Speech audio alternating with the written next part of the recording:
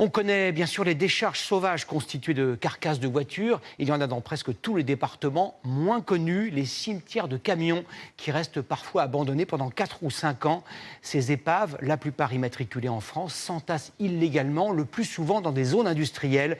Regardez ce reportage à Rungis et dans les Yvelines de l'Isclois avec sur place Baptiste Guénet et Emma Alonso. Passer par cette route, c'est la hantise des routiers.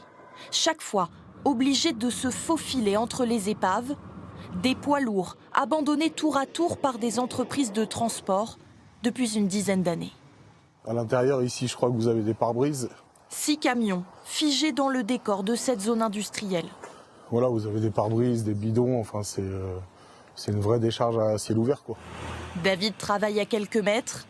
Il les a vus se transformer en dépotoirs jour après jour. C'est pas terrible pour nous, même quand on reçoit des clients ou autres. Donc l'image en arrivant et en repartant, elle est quand même pas terrible, quoi. Une décennie qu'ils sont à l'abandon, le maire de la commune a bien essayé de retrouver les propriétaires, mais... Ces propriétaires nous disent généralement qu'ils sont plus propriétaires du camion, et même certains nous disent qu'ils n'ont même plus le souvenir d'avoir été propriétaires de ce type de camion.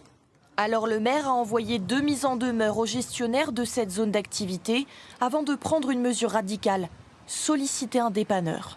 Le retrait des camions, c'est 1 500 à 2 000 euros par camion. Ensuite, va s'ajouter effectivement la mise en décharge, et ensuite la dépollution, et peut-être même la dépollution du site.